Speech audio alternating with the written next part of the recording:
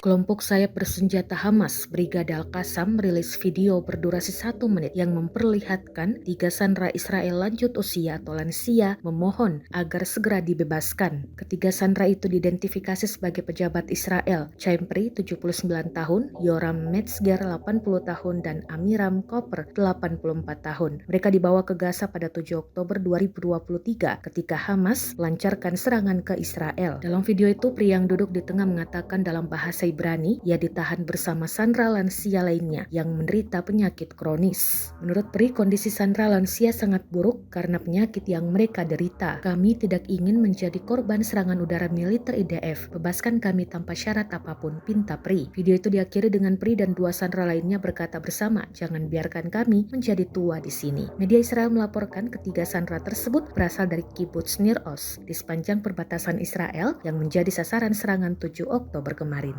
ידידי חיים פרי, בן 79, מקיבוץ ניר עוז. אני נמצא פה עם קבוצה של אנשים מאוד מבוגרים, כולם עם בעיות, מחלות רקע, שסובלים פה מאוד, בתנאים מאוד קשים. אנחנו דור שבנה את המדינה, אנחנו השתתפנו בבניית הצבא, ואני לא מבין למה אנחנו פה. אתה חייב לשחרר אותנו בכל תנאי. אנחנו לא רוצים להיות קורבן להפצצות חיל האוויר. שחרר אותנו בלי שום תנאי. אל תשליכנו לעת זקנה. אל תשליכנו לעת זקנה. בכל מחיר, בכל מחיר, בכל מחיר.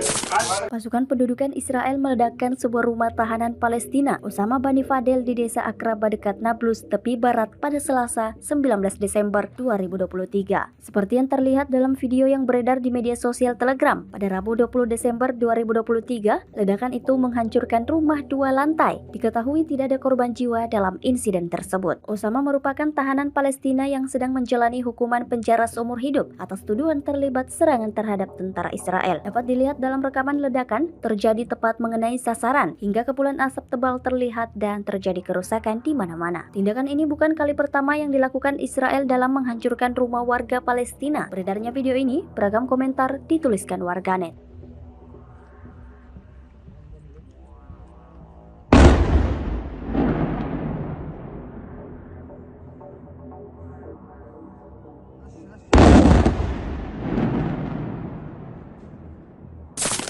Pengeboman Israel kembali terjadi di kamp pengungsi Jabalia di jalur Gaza Utara pada Selasa 19 Desember 2023. Diketahui puluhan warga Palestina dilaporkan tewas akibat serangan udara yang dilakukan jet tempur Israel. Menurut keterangan warga, pesawat jet Israel tiba-tiba menjatuhkan sejumlah bom ke area padat penduduk di kamp pengungsi Jabalia. Ledakan dahsyat pun terjadi dan menewaskan setidaknya 40 orang warga sipil Palestina. Selain itu, puluhan lainnya mengalami luka-luka. Tim medis darurat masih berusaha mengevakuasi korban dari puing-puing reruntuhan bangunan akibat serangan itu. Salah satu jenazah berhasil dievakuasi dari reruntuhan bangunan dengan menggunakan eskavator untuk mengangkat puing-puing dan menemukan seorang pria dewasa di bawah reruntuhan. Jenazah korban langsung diidentifikasi dan diserahkan ke keluarganya untuk dimakamkan. Hingga saat ini, ratusan bangunan di kamp pengungsi ikut rusak akibat intensitas serangan yang tinggi. Beredarnya video ini menuai beragam respon dari warganet. ننقل لكم المشهد والصورة من قلب مخيم جباليا استهداف لمنزل يعود لعائلة أبا عواد في أول مدخل معسكر جباليا عدد كبير من الشهداء كما تشاهدون جثث ملقاة في كل مكان هذا هو المشهد من داخل مخيم جباليا هذه عربة للنازحين شهداء في كل مكان هذا هو المشهد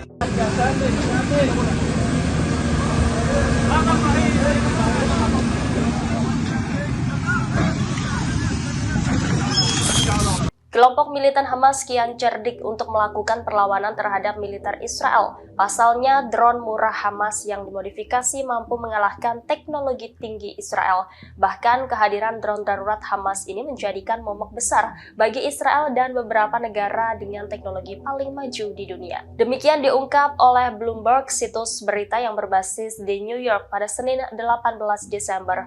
Disebutkan bahwa drone murah Hamas hanya dengan harga $6.500.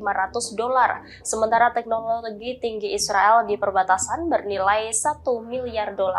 Dalam laporan itu disebutkan bahwa drone ini ternyata telah digunakan pada serangan 7 Oktober silam dan terbukti ampuh. Armada drone ini dipasangi alat peledak dan mampu melumpuhkan kamera, sistem komunikasi, dan senjata yang dikendalikan dari jarak jauh.